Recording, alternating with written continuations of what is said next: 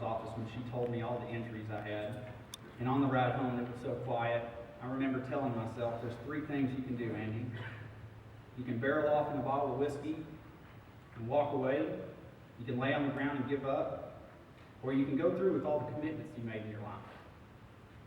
Commitments like I made to the Lewisville Fire Department, that I was going to show up on time, that I was going to be here and do the job. When I signed that paper, I meant that I was going to do a lifetime of work here, and I was going to be somebody they could count on. To my father-in-law, who I asked if I could marry his daughter, that I told him, you can trust me, and I will provide for her, and you're going to be proud of the man I am.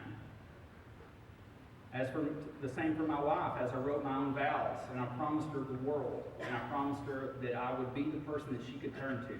And through sickness and then through health, that we would be able to come out on the other side. So who am I if I give up? It's not just something that you can describe that, oh, he got injured and we understand. It's something that I have to wake up with every day and say, I made these promises to these people. Who am I? What kind of person am I to look at? What kind of firefighter am I? Who am I in this world if I just lay down and give up? So I didn't. I fight for everything. I don't want to do these surgeries. I don't want to get out of bed. When my son wakes up every morning at 6 o'clock crying, I get up out of bed. And I don't want to. I have to get help by my wife most of the time, and she gets me up and going, and I go in there. And you know what he wants to do? He wants to wake up, eat breakfast, and play. And he looks at me with those eyes, and those eyes, to him, he doesn't see all my injuries. He doesn't see all the pain I go through. He doesn't see all of the things I deal with every day. He sees a dad, and he needs a dad. And who am I to take that away from him just because I don't want to fight for what I need to do?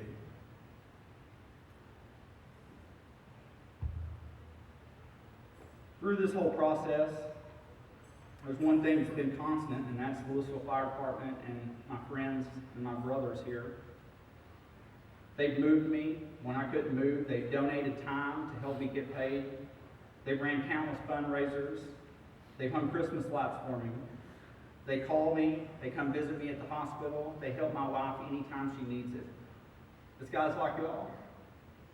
It's the guys that show up. When you think it's not that important to go help that guy because he needs something, I promise you, when you're in that shoe, it is important. It's important to see those faces because it becomes real easy to sit at home and wonder where all those guys are. All those guys that made promises. All those guys that you helped out in the past. When they don't show up, it's not only sad, it's just an unexplainable feeling. Lucky for me, I didn't have that.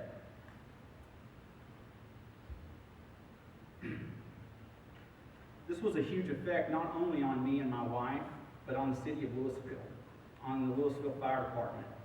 They walked with me through this journey, and they didn't always know the answer, and neither did I. But we took it one step at a time.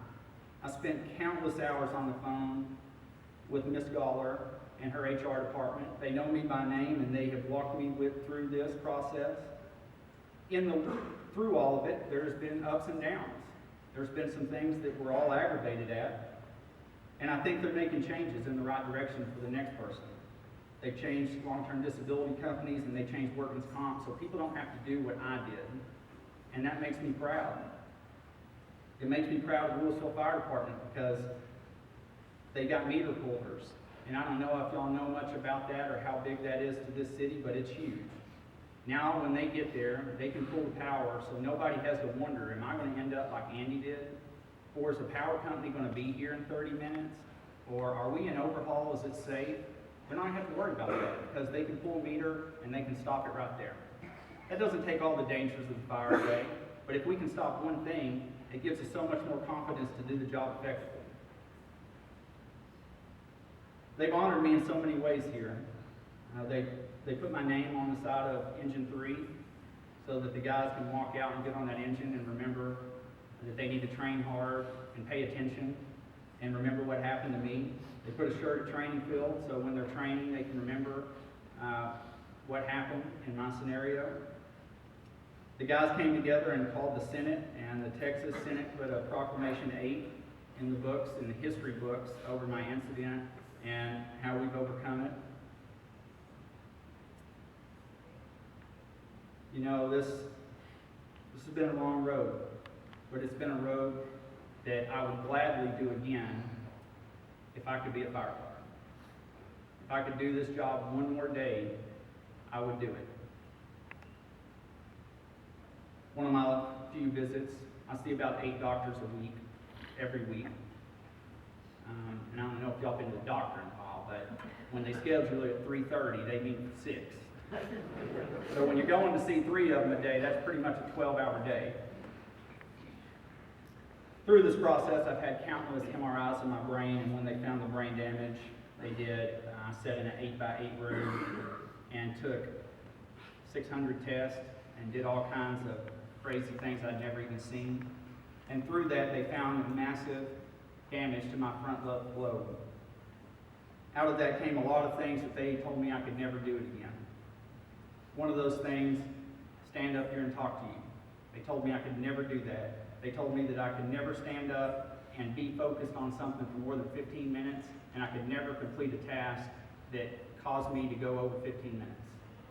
Well, I don't know what time it is, but I feel like I've been up for 30 minutes. So, you know, that's what keeps driving me, is I want to beat it. I want to beat everything they say. And I want to be the man that I told everybody I was going to be. Thank y'all for coming.